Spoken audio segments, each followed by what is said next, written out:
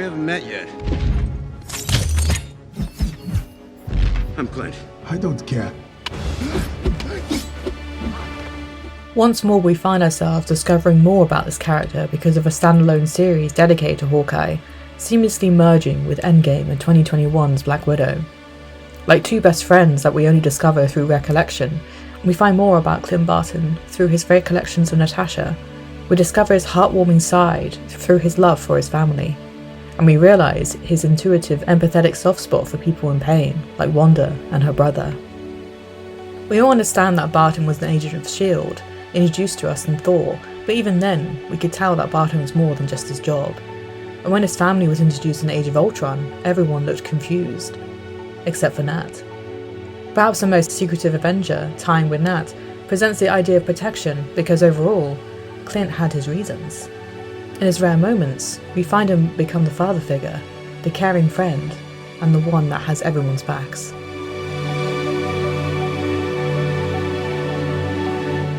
This is 2 takes, and this is 1 shot, an analysis of the Avenger, Clint Barton. Spoilers are ahead.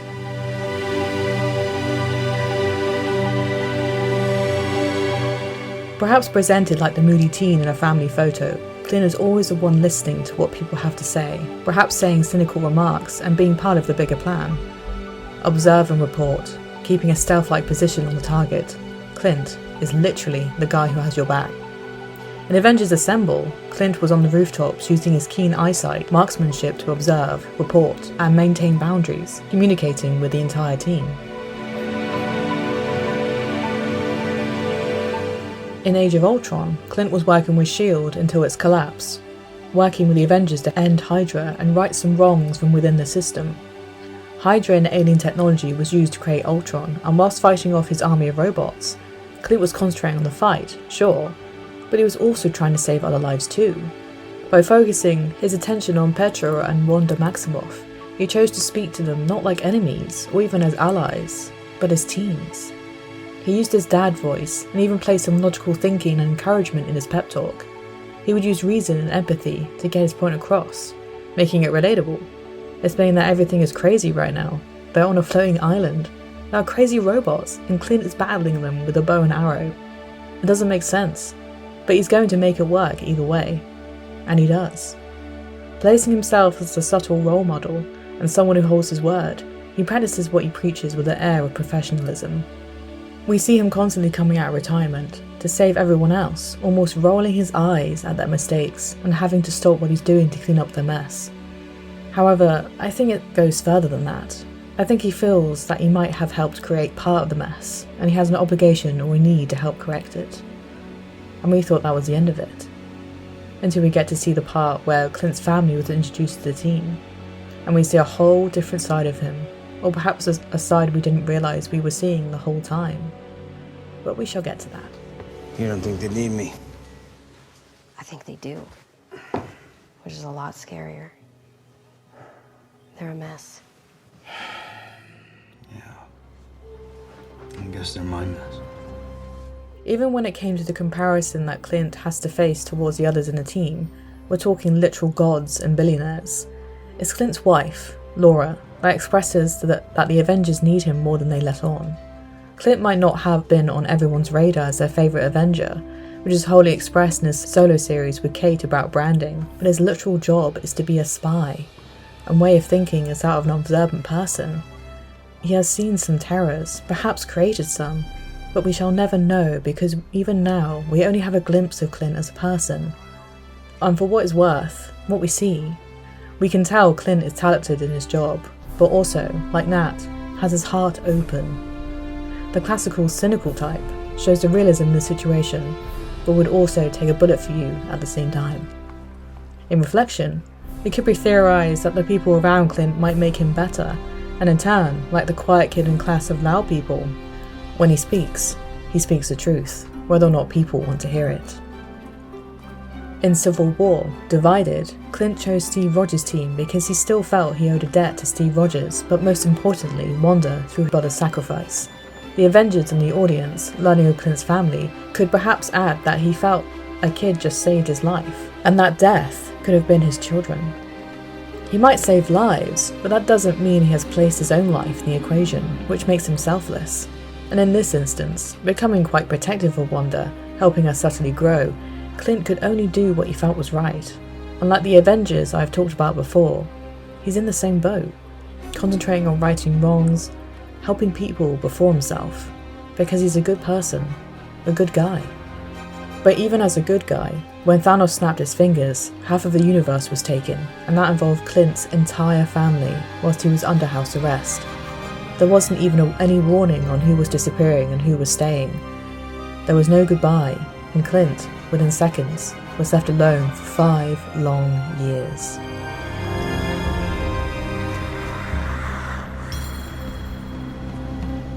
But this goes further than the Avengers just needing him, because Clint needs his family and friends far more than we realise. When the blip happened, the Avengers were slowly reintroduced to us as the 5 years progressed on, and for Clint's re-entry, we were not introduced to Hawkeye, but his dark counterpart, Ronin. The word Ronin is the idiomatic expression for drifter or wanderer, a samurai without a lord or master, finding their way without belonging to one place.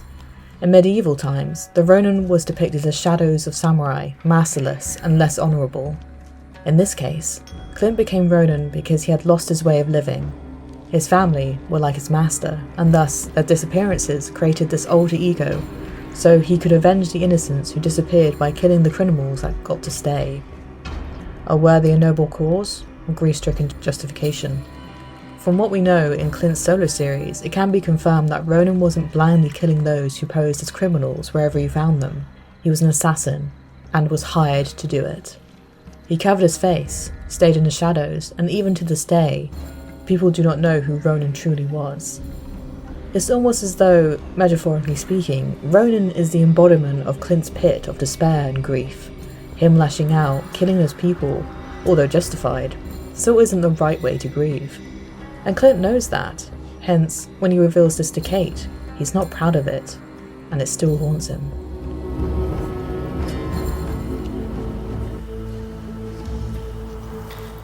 A glimmer of hope in the way of Natasha finding him in Tokyo and confiding in their efforts of time travel had Clint going back with the surviving Avengers and volunteering to go through the quantum realm first. Because of not caring for himself at this point, and then, whilst in the alternative dimension, being able to hear his family but could not see him, perhaps motivated him to help their cause. And it did. Once Bruce snapped his fingers and made everyone come back after 5 years of absence, the first person to show they were back was Clint's wife calling him. And I think that was a beautiful moment. For those who have left, they did not notice the difference, but for Clint, a wave of emotions could be seen on his face as he answered the call. But we're forgetting someone. As well as his family, his connection to Ronin and the dark parts of his past, there was someone who was there for the entirety of the journey in the MCU. Natasha Romanoff was talked about in another episode with the relationship between her and Clint briefly explored. Before we even met them, and after the journey is over, Clint referred Natasha of how he met her and decided not to take that fateful shot that would have ended her life. He was assigned to kill the Black Widow, but decided not to. Call it a leap of faith or intuition, Clint realised that Nat wanted out, and so he gave her one. In both 2021's Black Widow and Hawkeye the series, their relationship is mentioned many times, reflected on like a distant memory. But we all know that their bond is for life, and when there is a rare moment of it within the MCU, we can understand it a bit better. When Clint was brainwashed and controlled by Loki, Nat had to literally beat him out of it when Loki failed to tell her any clues of his trickery. When Clint was overwhelmed with grief and was Ronin, she was there to get him and support him as he adjusted, to listen to his story. When he came back from the time travelling through the quantum realm, Nat was the first to run to him to help him up, understanding that it would have been a shock for his physical body, but also his mental state. And she refused to let Clint sacrifice himself, knowing he had a family waiting once they got to the Soul Stone. He had something to live for again, regardless of his past mistakes, and she wanted him to know that it was okay to let go of his grief, his trauma, and to let go of her.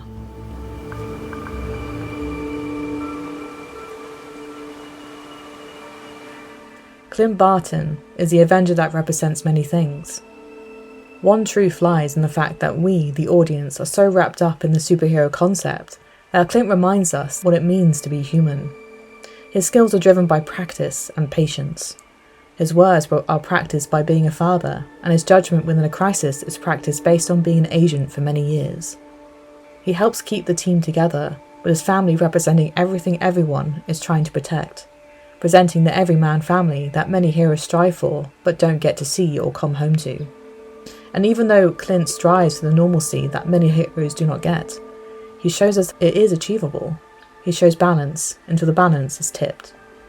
Clint, although is the everyman hero through work and determination, in my mind, he is the Avenger that also represents the overwhelming first-hand grief and loss the most, through not being able to save the lives around him, like Pietro and NATASHA.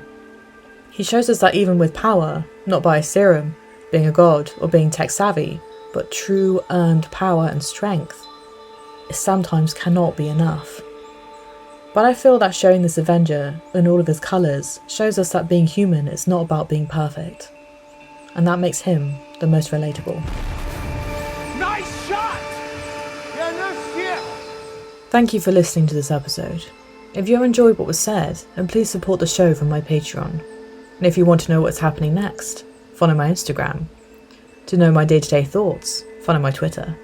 And if you want to read what was said instead, then follow my blog, linked elsewhere.